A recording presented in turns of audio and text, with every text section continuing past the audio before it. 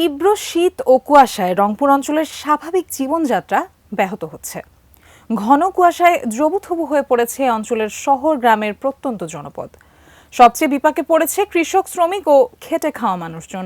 আরো জানাতে রংপুর থেকে যুক্ত হচ্ছেন প্রতিনিধি শাহরিয়ার মিম। মিম, আমরা জানি শীত জেঁকে বসেছে রংপুরে এবং শীতের প্রকোপে কাবু গোটা রংপুর, ক্রমশ কমছে তাপমাত্রা। এক্ষেত্রে রংপুরের মানুষের জীবনযাত্রা কতটুকু ব্যাহত হচ্ছে এবং জনগণের ভোগান্তি কেমন দেখছেন সেখানকার, আমাদেরকে জানাবেন। আপনাকে ধন্যবাদ। এই মুহূর্তে রয়েছি রংপুর সরকারি কলেজের সামনে। আপনাদেরকে জানিয়ে রাখি যে আজকের তাপমাত্রা 14.7 ডিগ্রি সেলসিয়াস এবং আজকেও আমরা দেখতে পাচ্ছি সকাল থেকে ঘন কুয়াশা এবং সেই সাথে কনকনে ঠান্ডা। এই কনকনে ঠান্ডায় রংপুরের যারা ছিন্নমূল মানুষ রয়েছেন, বিশেষ করে যারা গ্রামীণ জনপদের মানুষরা রয়েছেন, তারা খুবই কষ্টে রয়েছেন।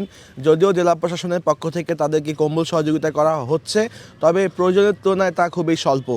এবং সেই সাথে আপনাদেরকে জানিয়ে রাখি এই সাত সকালে ঘর থেকে যারা বের হয়েছেন, বিশেষ করে যারা কর্মজীবী মানুষ এবং যারা বিভিন্ন শিক্ষার্থীরা রয়েছেন, তারাও খুব কষ্টে কিন্তু তাদের শিক্ষা প্রতিষ্ঠানে যাচ্ছেন। এবং আপনাদেরকে আরেকটি তথ্য দিয়ে রাখি যে এই যে ঠান্ডার সময়, এই ঠান্ডার সময়গুলো বয়স্ক এবং শিশুরা সবথেকে বেশি কষ্টে রয়েছেন। তাদেরকে চিকিৎসকরাও কিন্তু তাদের পরিবারের সকলকে পরামর্শ দিয়েছেন যে তাদের প্রতি বাড়তি নজরদারি রাখার।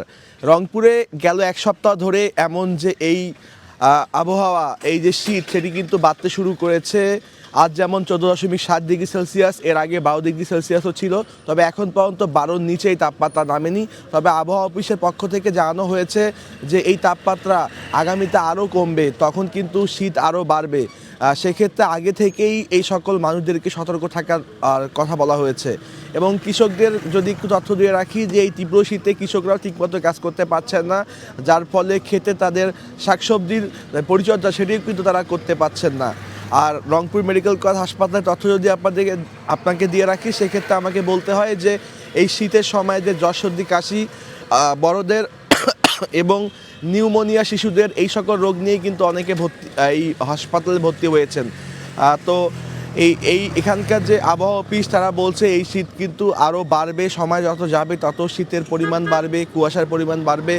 মহাসড়কগুলোতে আমরা দেখেছি যে হেডলাইট জ্বালিয়ে বাস, ট্রাক, মোটরসাইকেলগুলো এখনও চালনা করা হচ্ছে এবং সড়কেও কিন্তু দুর্ঘটনার সংখ্যা বেড়েছে। আমরা গত পরশুদিনেও দেখেছি সড়ক দুর্ঘটনা বেড়েছে, যদিও কোনো হতাহত হয়নি, তবে আহত হয়েছিল। তো সব কিছু মিলে রংপুর থেকে এই ছিল আমার কাছে শীতের সর্বশেষ।